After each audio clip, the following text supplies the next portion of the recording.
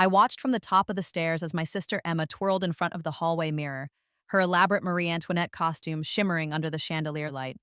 The powdered wig sat perfectly on her head, the corseted gown hugged her figure flawlessly, and the intricate lace fan matched everything, down to the smallest detail. She looked stunning. She looked exactly like I had looked last year, before she pushed me down these very stairs and killed me.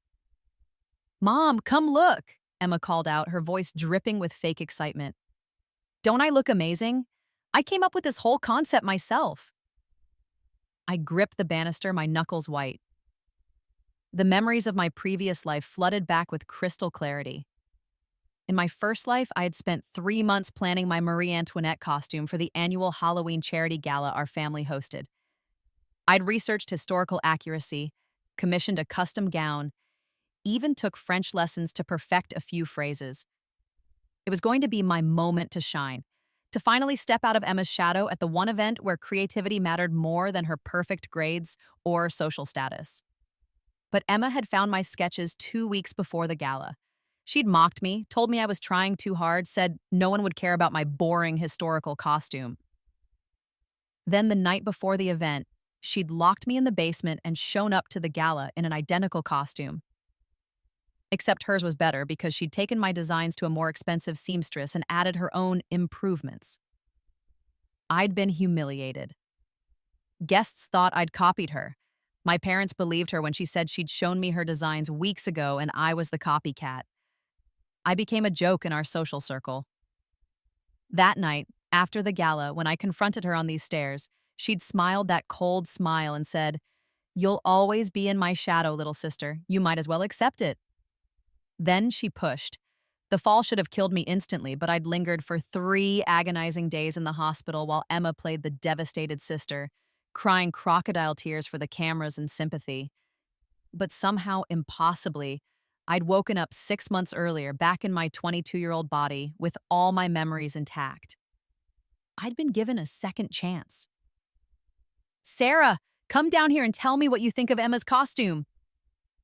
My mother's voice rang out, sugary sweet when directed at her favorite daughter, but I knew the undertone. It was a command, not a request. I descended the stairs slowly, deliberately, wearing nothing but jeans and an old sweater. Emma's eyes widened as she took in my casual appearance. "Where's your costume?" she asked, a slight edge to her voice. "The gala is in 3 hours."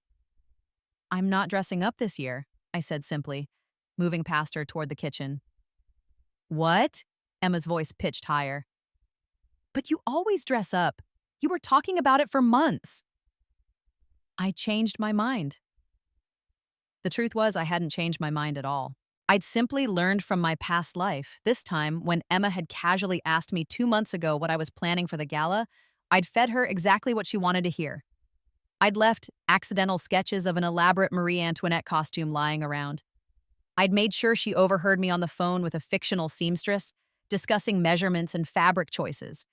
I'd even left my research materials open on my laptop. I'd baited the trap perfectly, and my sister, predictable as always, had taken every bit of it.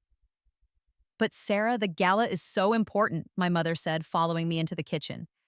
"What will people think when you show up looking like that?" "Maybe that I have better things to do than play dress-up?" I suggested, pouring myself a glass of water. My mother's face flushed. "Don't be difficult. This event raises money for the Children's Hospital. It's about supporting the community, not your teenage rebellion." I was 22, hardly a teenager, but my mother had never let facts get in the way of her narrative. In my previous life, I'd tried so hard to win her approval, to make her see me as more than just the disappointing daughter who wasn't as pretty, as smart, or as charming as Emma. It had been exhausting and futile. "I'll still attend," I assured her. "I just won't be in costume." Emma appeared in the doorway, her face carefully arranged in concern, but I could see the panic underneath. "Sarah, did something happen? Did your costume not arrive? Because I'm sure we could throw something together. My costume is fine, I'm just choosing not to wear it." "But why?" The desperation was creeping into her voice now. "Because in my first life, you wore my costume and made me look like a fool. Because you stole my moment and my dignity. Because this time, You're going to be the one who looks pathetic." "I just don't feel like it," I said with a shrug. My father entered the kitchen, already dressed in his Count Dracula costume, complete with cape and fake fangs. "What's all this commotion? We need to leave in 2 hours." "Sarah's not wearing a costume," my mother said, as if announcing a tragedy. "Well, that's unfortunate, but it's her choice." My father had always been more indifferent than actively cruel, which somehow made his neglect worse. He couldn't even be bothered to favor one daughter over the other. He simply checked out of parenting altogether, unless it affected his image. Emma's eyes darted between our parents and me, calculating. I could almost see her mind working, trying to understand what I was planning. In my previous life, I'd been so transparent, so easy to read. This time, I was a locked vault. "Fine," Emma said finally, smoothing her skirts. "Your loss. I'll just have to shine enough for both of us." The gala was held at our family's estate, a sprawling mansion that had been in the family for 4 generations. My great-great-grandfather had made his fortune in shipping, and each generation had carefully maintained and grown that wealth. The house was perfect for entertaining, with its grand ballroom, sweeping staircases, and manicured gardens. Guests began arriving at 7, each trying to outdo the others with elaborate costumes. I stood near the refreshment table in my jeans and black silk blouse, a glass of champagne in hand, watching the spectacle unfold. Emma made her entrance down the main staircase at 7:30, timing it perfectly for maximum impact. The crowd parted for her, oohing and awing over her costume. She played her part beautifully, offering historical facts about Marie Antoinette, posing for photos, graciously accepting compliments. But something was off, and it didn't take long for people to notice. "Isn't that the same costume from last year?" I heard Ms. Henderson whisper to her husband. No, that was Sarah and Marie Antoinette last year, remember?" Mr. Henderson replied. "Was it? I could have sworn—" I bit back a smile. See, there had been no Marie Antoinette costume last year in this timeline. Last year, I'd gone as a simple fairy, a forgettable costume that Emma had approved of because it posed no threat to her spotlight. She'd been Cleopatra, and she'd been magnificent. But Emma didn't know that. In preparing to steal my costume, she'd forgotten to check what she'd actually worn last year. She'd been so focused on one-upping me that she'd overlooked the bigger picture. And Marie Antoinette, while beautiful, was starting to look try-hard in a sea of creative, unique costumes. The theme this year was Hollywood legends, which I'd carefully let slip to Emma was historical royalty. She'd been so busy stalking my fake plans that she hadn't bothered to check the actual invitation. As the evening progressed, I watched Emma's confidence begin to crack. People were polite but confused. Several guests asked her about the theme disconnect. Others, comparing notes, couldn't quite remember who had worn what costume when, creating an uncomfortable sense that Emma might be repeating herself, the ultimate sin in our social circle. "Sarah, darling," Mrs. Vanderberg, one of my mother's oldest friends, approached me with a warm smile. "I must say I love your choice tonight. So refreshingly unpretentious. And that blouse is Valentino, isn't it?" It was. I'd saved up for 3 months in my previous life to buy it, then never had the courage to wear it. This time, I'd pulled it out of my closet without hesitation. "You have a good eye," I said, smiling. "Unlike some people, you don't need to hide behind a costume to be interesting." She glanced meaningfully at Emma, who was posing for yet another photo, looking increasingly strained. Authenticity is so rare these days. The real blow came when Jonathan Chen arrived at 8. Jonathan was the eldest son of the Chen dynasty, a tech mogul family whose wealth made ours look modest. He was brilliant, handsome, and notoriously difficult to impress. In my previous life, he and Emma had dated briefly until he'd grown bored of her superficiality. This time around, Emma had been pursuing him for months with renewed determination, armed with knowledge of his preferences that I'd stupidly shared with her before I'd understood how she used information as a weapon. Jonathan walked in dressed as James Dean, perfect in a red windbreaker and jeans. His eyes scanned the room, passing over Emma without interest, and landed on me. "Sarah," he said, approaching with a genuine smile. Finally, someone not trying too hard. Jonathan, you made it. I'd sent him a personal invitation this time, something I'd been too shy to do in my previous life. Wouldn't miss it. Your email about the Children's Hospital expansion project intrigued me. I'd love to hear more about your proposal. In my previous life, I'd watched Emma fumble away a potential partnership with the Chen family by being too focused on dating Jonathan instead of discussing business. This time, I'd reached out to him professionally, sharing research I'd done on pediatric care facilities and how our families could collaborate on a new wing for the hospital. I'd spent the last 6 months preparing a comprehensive proposal using knowledge from my previous life about which board members would be supportive and which obstacles we'd face. Emma materialized at my elbow within seconds, her smile bright but her eyes sharp. Jonathan, how wonderful to see you. Don't you love my costume? It's ornate, he said politely, then turned back to me. Sarah, shall we discuss this in your father's study? I brought my tablet with some mock-ups my team put together based on your initial proposal. That would be perfect. As I led Jonathan away, I could feel Emma's glare burning into my back. My mother looked confused. This wasn't how the script was supposed to go. Emma was the daughter who got the attractive, wealthy men.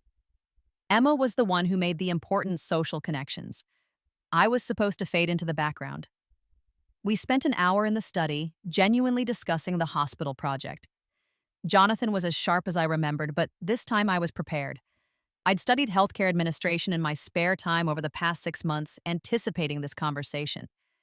I'd learned from my mistakes in my previous life where I'd wasted time on costumes and social media instead of developing real skills and knowledge. This is impressive, Sarah, Jonathan said, reviewing my detailed plans. You've thought of everything. Funding structures, community outreach, even long-term sustainability models. I have to ask, where has this Sarah been hiding all this time? I've been here, I said honestly. Just overshadowed. He looked at me intently. Well, consider yourself seen now. The Chen Foundation wants in on this project. I'll set up a meeting with our board for next week. When we emerged from the study, the gala was in full swing. Emma intercepted us immediately, her smile sharp enough to cut glass. There you two are. Jonathan, you simply must try the champagne fountain. It's imported from… Actually, Emma, I need to get going, Jonathan said, checking his watch. Sarah, I'll have my assistant email you tomorrow to set up that meeting. This was productive. Wait, Emma reached for his arm, but he was already moving toward the door. Lovely costume, though, he called back. The words polite but empty. Very historical. Emma whirled on me the moment he was gone. What did you two talk about in there? The hospital project?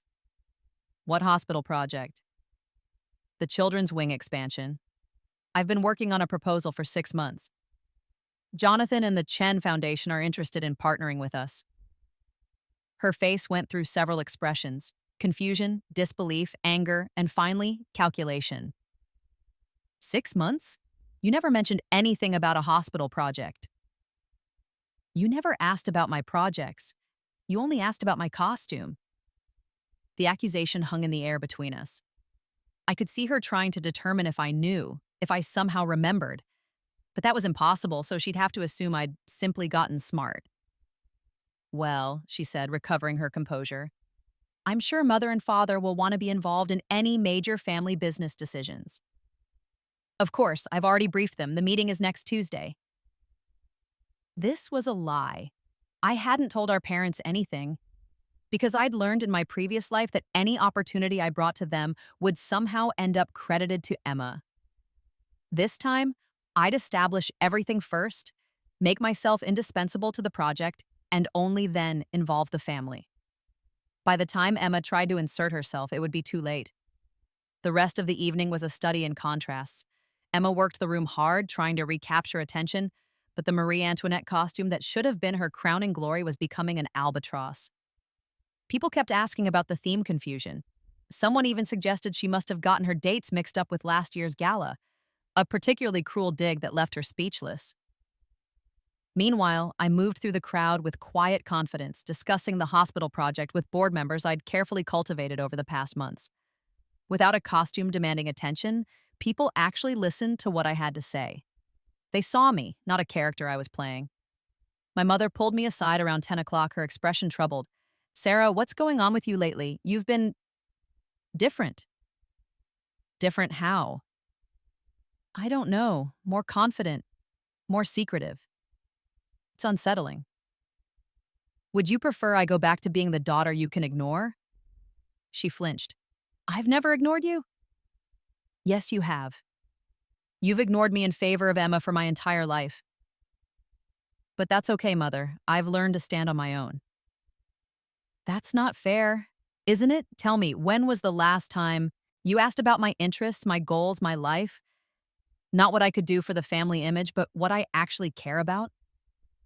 She opened her mouth, then closed it. We both knew she couldn't answer. I'm building something real, I told her, with or without this family's support. I'd prefer to have it, but I won't let the lack of it stop me anymore. I walked away before she could respond, leaving her standing alone by the grand staircase. The same staircase where Emma had killed me in another life. The gala ended around midnight. As guests departed, I heard the whispers, the gossip that would spread through our social circle like wildfire. Emma's costume would be remembered, but not the way she'd intended. It would be the example of trying too hard, of being out of step, of desperation for attention.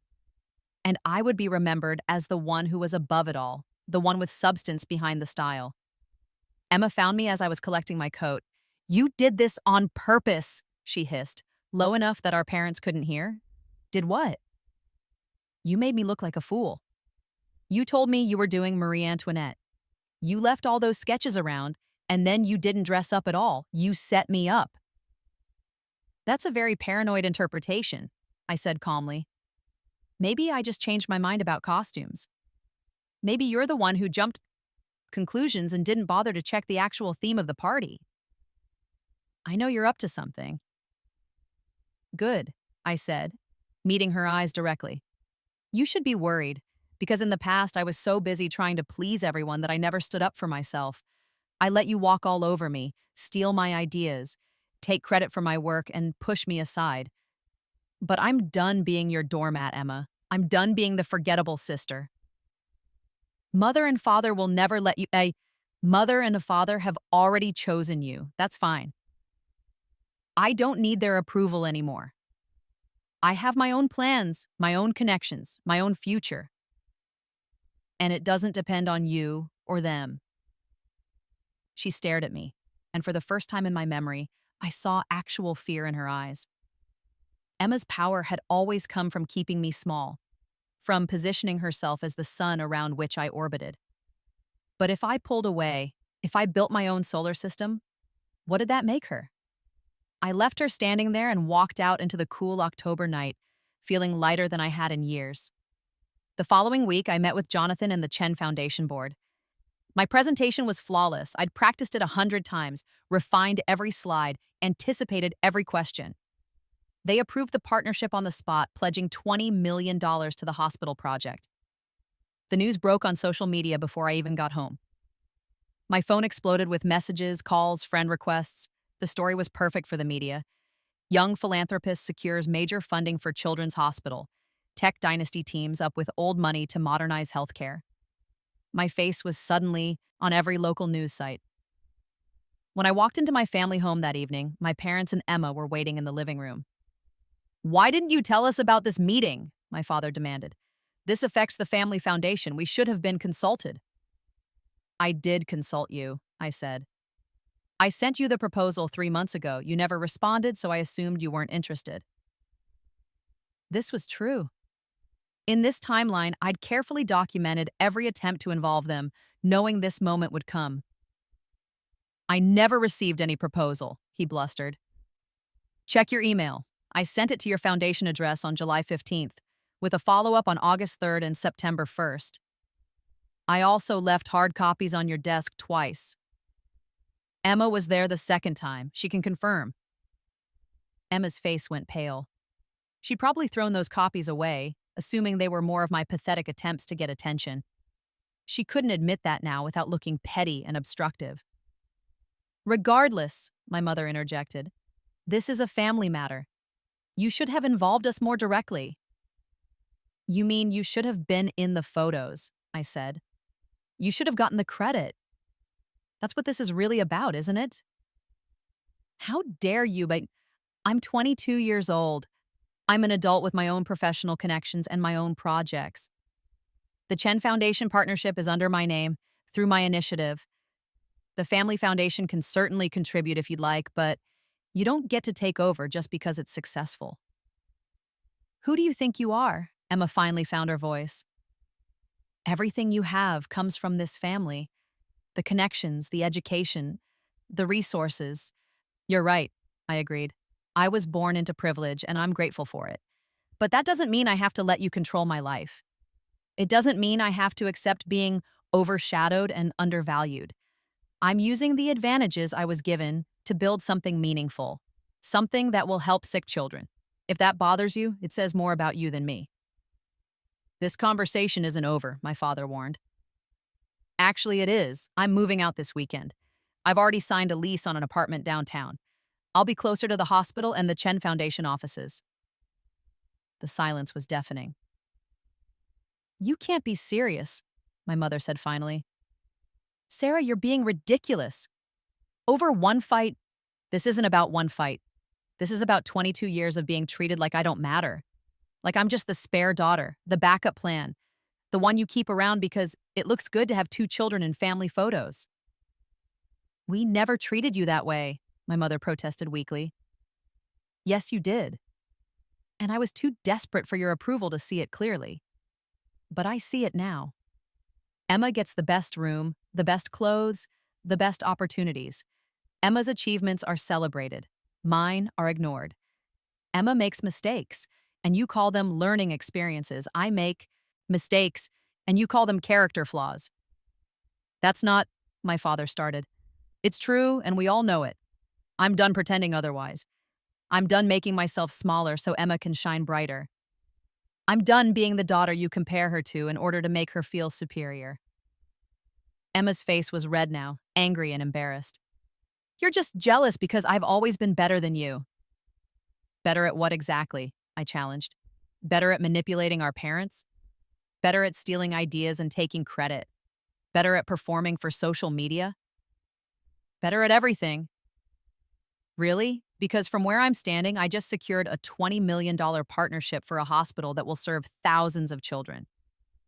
What have you accomplished lately besides looking pretty in a costume you wore to the wrong themed party? The words landed like physical blows. Emma's mouth opened and closed, but no sound came out. I thought so, I said softly. Here's the thing, Emma. I spent so many years trying to compete with you, trying to beat you at your own games. But I finally realized we're not playing the same game. You're playing for attention and approval. I'm playing for actual impact. And in the end, substance beats style every single time. I left them there, went upstairs to my room, soon to be my former room, and started packing. It felt surreal, this moment I'd never reached in my previous life. Back then, I'd died still living at home, still trying to earn my family's love, still trapped in Emma's shadow. Not anymore. My phone buzzed with a text from Jonathan. Congratulations on standing up to them. I could hear your family shouting from the driveway. Proud of you. I smiled. In my previous life, Jonathan had been just a crush, a what if. This time, we'd been building a genuine friendship based on shared interests and mutual respect. He'd grown up in a similar family dynamic, overshadowed by a perfect older brother, and had eventually broken free to build his own identity. He understood what I was going through. Thanks, I texted back. It's terrifying and exhilarating. That's how you know you're doing the right thing. Dinner tomorrow to celebrate your freedom? I'd love that. Over the next few weeks, my life transformed in ways I'd only dreamed of in my previous life. The apartment downtown was modest, but mine, decorated according to my taste, filled with my books, organized around my schedule. No more walking on eggshells, no more comparing myself to Emma, no more trying to win approval from parents who would never give it. The hospital project moved forward rapidly. I worked 16-hour days sometimes, but I loved every minute of it. This was my vision, my creation. I met with architects, doctors, community leaders, and donors. I learned about hospital administration, pediatric care, and nonprofit management. I grew in ways I'd never had the chance to before. Emma, meanwhile, spiraled. Without me to compete against, without my achievements to overshadow, she seemed lost. Her social media posts became increasingly desperate. Look at me, notice me, validate me. She started dating a series of men who were obviously wrong for her, each relationship lasting only a few weeks before imploding publicly. My parents reached out several times, alternating between demanding I come home and pretending nothing had happened. I kept them at arm's length, civil but distant. They were invited to project meetings in their capacity as potential foundation donors, but I no longer sought their approval or validation. The real vindication came 6 months later, at the groundbreaking ceremony for the new hospital wing. The event was held on a crisp spring morning with hundreds of people in attendance. There were cameras everywhere, local politicians giving speeches, the hospital board presenting awards. And at the center of it all, holding the golden shovel alongside Jonathan and the hospital CEO, was me. My parents attended, dressed immaculately, smiling for the cameras. Emma came too, wearing a designer dress that was too formal for the occasion. Still trying too hard, still missing the mark. When it was my turn to speak, I stepped up to the podium and looked out at the crowd. 6 months ago, I died at the bottom of a staircase, unloved and unappreciated. Now I was about to give a speech that would be quoted in newspapers and played on the evening news. Thank you all for being here today, I began. This hospital wing represents more than just bricks and mortar. It represents hope for families facing their darkest moments. It represents the belief that our children deserve the very best care we can provide. And it represents what's possible when we stop competing with each other and start working together towards something bigger than ourselves. I spoke for 10 minutes, thanking the donors, the hospital staff, the community members who'd supported the project. I didn't mention my family specifically, and that omission spoke volumes to those who knew our history. After the ceremony, there was a reception in the hospital's main hall. People I'd never met came up to congratulate me, to tell me how inspired they were by my work. Jonathan stayed by my side, proud and supportive, our friendship deepening into something more with each passing day. Emma approached me near the end of the event, her face carefully neutral. "Congratulations," she said stiffly. "This is impressive." "Thank you." "I suppose you think you've won," she added, unable to help herself. "Won what, Emma? This isn't a competition." "That's what I've been trying to tell you. Life isn't about beating other people or looking better than them. It's about finding what matters to you and pursuing it with everything you have." Easy for you to say now that you're the one in the spotlight. I'm not in the spotlight because I wanted attention. I'm here because I worked my ass off for something I believe in. There's a difference. She looked around at the crowd, at the banners celebrating the new wing, at Jonathan standing a few feet away waiting for me. "How did you do this?" she asked quietly.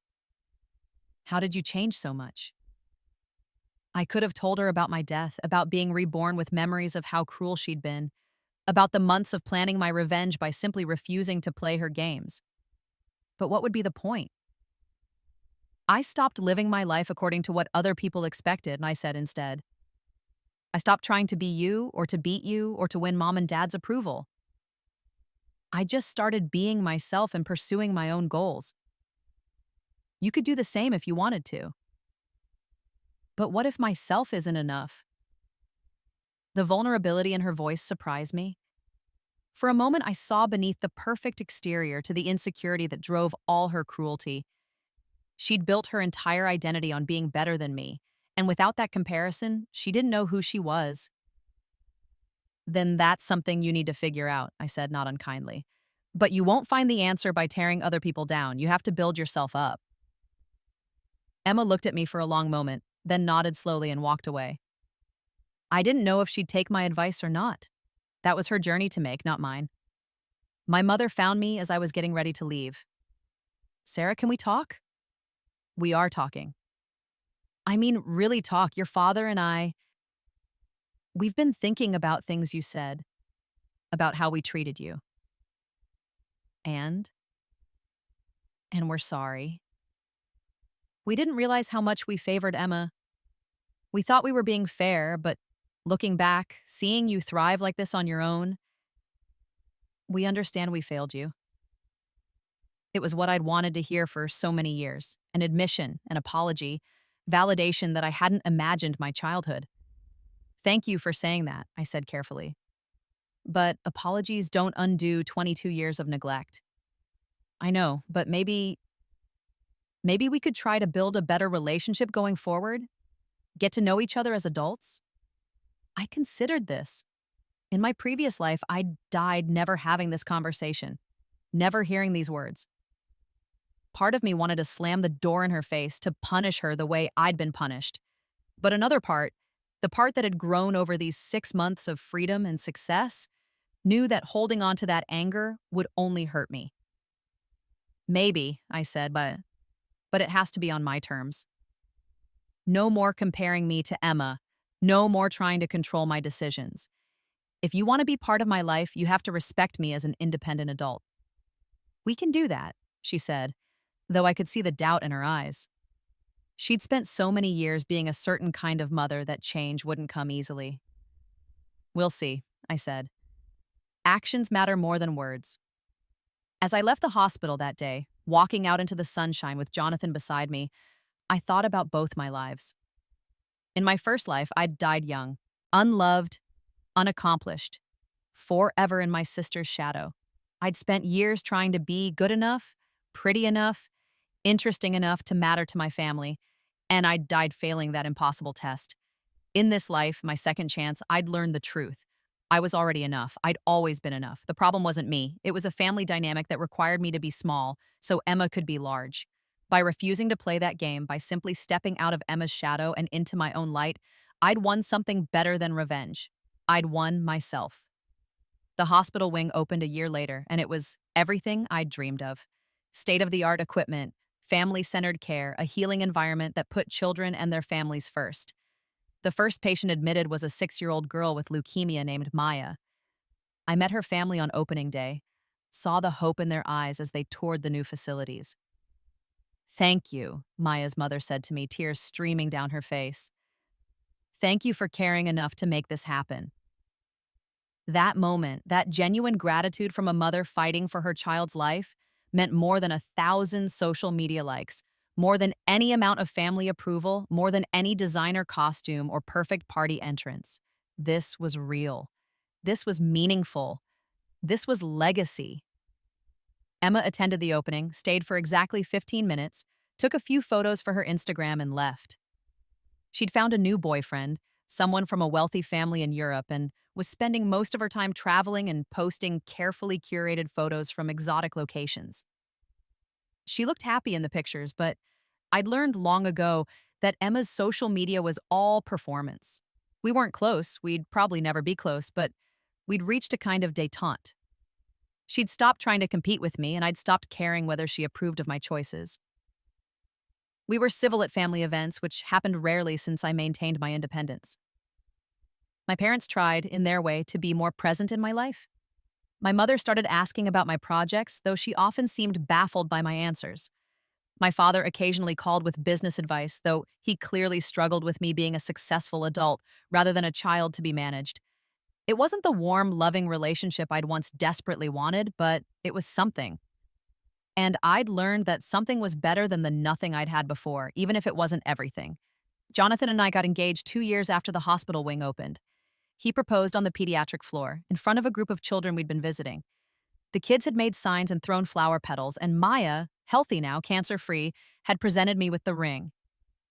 "Will you marry me?" Jonathan asked, kneeling in the hallway we'd designed together, surrounded by the life we'd built together. "Will you continue building this crazy, wonderful future with me?" "Yes," I said, laughing and crying at the same time. "Yes, absolutely yes." Emma sent a card congratulating us. It was generic, the kind you buy at a store, but she'd signed it herself. My parents seemed genuinely happy, though my mother couldn't resist suggesting we hold the wedding at the family estate. We politely declined and got married at the hospital chapel instead, with Jonathan's siblings and a small group of close friends in attendance. It was intimate, meaningful, and completely us. On my wedding day, as I stood in the small preparation room looking at myself in the mirror, I thought about that other Sarah, the one who'd died on the stairs, who'd spent her whole life trying to be someone she wasn't, who'd never known what it felt like to be truly seen and valued. I wished I could tell her that it gets better, that she had the power to change her story all along, that the moment she stopped seeking approval from people who would never give it and started building her own life on her own terms, everything would transform. But I couldn't tell her because she was gone, lost to a timeline that no longer existed. I could only honor her memory by living the life she'd never gotten to have, fully, authentically, unapologetically. "Ready?" Jonathan asked, appearing in the doorway with that smile that still made my heart skip. "Ready," I said, taking his hand.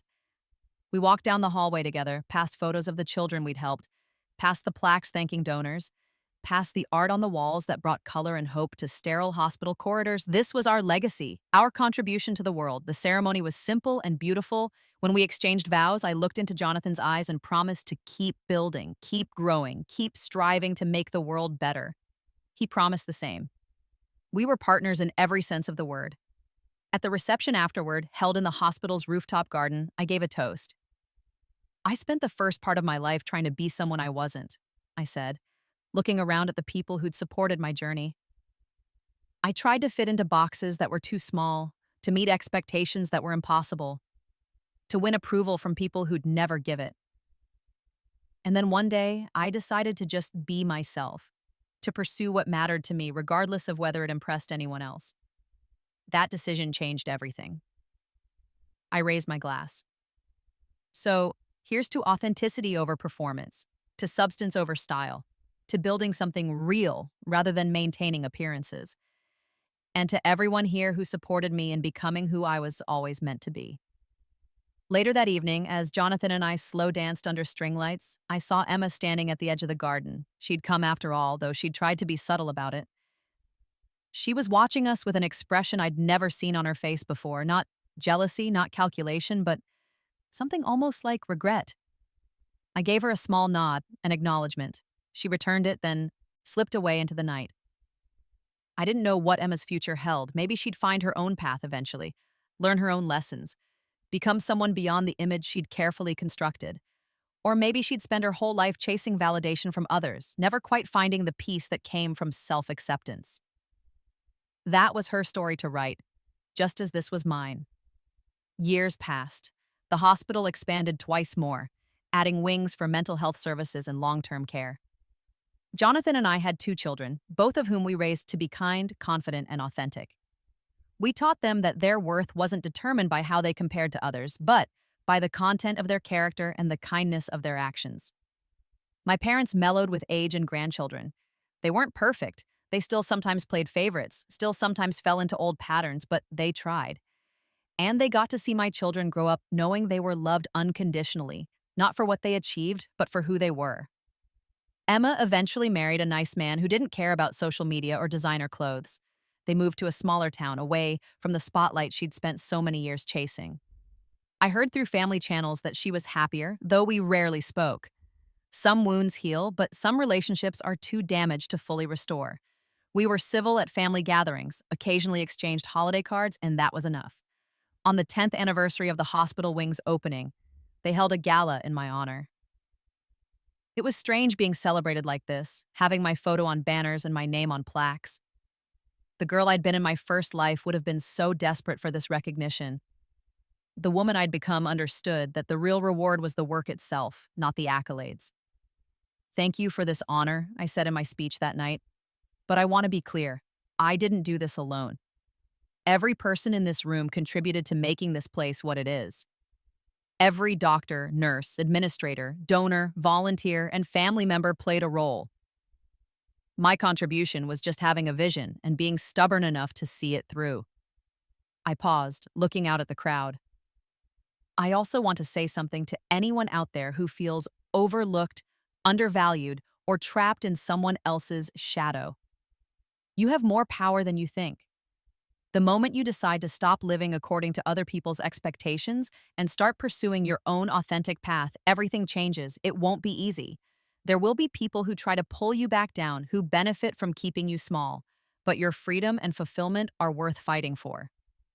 The applause was thunderous, but what mattered more were the messages I received afterward from people who'd been inspired to make changes in their own lives.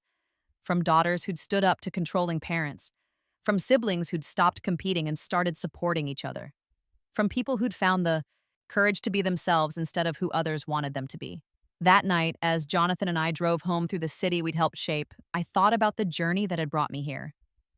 Death had given me a second chance, yes, but the real gift wasn't the rebirth itself, it was the clarity it provided. Dying had stripped away all the bullshit, all the social niceties and family dynamics and desperate need for approval. It had shown me what really mattered, and what mattered was this: building something meaningful, loving and being loved authentically, living according to your own values rather than others' expectations, having the courage to step out of the shadows and into your own light, even when, especially when, people try to dim it. Emma had spent years trying to keep me in her shadow, and in my first life, she'd succeeded. But shadows only exist in relation to light. The moment I became my own light source, her shadow had no power over me anymore. That Halloween night, years ago, when I'd watched her twirl in a costume she'd stolen from my plans, I'd felt a surge of satisfaction. Not because she looked foolish, though she had, but because I'd finally understood the game. And I'd decided to stop playing it. The best revenge wasn't making her look bad. It wasn't even succeeding where she failed. The best revenge was building a life so authentic, so meaningful, so fulfilling that her opinion of it didn't matter at all. I'd won not by beating Emma, but by realizing we were never really in competition. She was living her life, and I was living mine. And mine, built on genuine passion, real relationships, and authentic purpose, was better than anything I could have achieved by trying to outshine her. As we pulled into our driveway, our children asleep in the back seat and 10 years of marriage behind us, Jonathan reached over and squeezed my hand. "What are you thinking about?" he asked. "Just how far I've come," I said. "How different my life is from what it could have been." "Regrets?" "Not a single one." And I meant it. Even the death that had brought me here, even the years of abuse and neglect, even the pain of being overshadowed, all of it had led to this moment, to this life, to this love. I carried the memories of my first life like scars, reminders of what I'd survived, proof of how far I'd come. But they didn't define me. They were just part of my story, not the whole story. The whole story was this: a girl who died unloved learned how to love herself. A daughter who was never good enough discovered she'd always been enough. A woman who lived in shadows became her own light. And in the end, that was the greatest victory of all.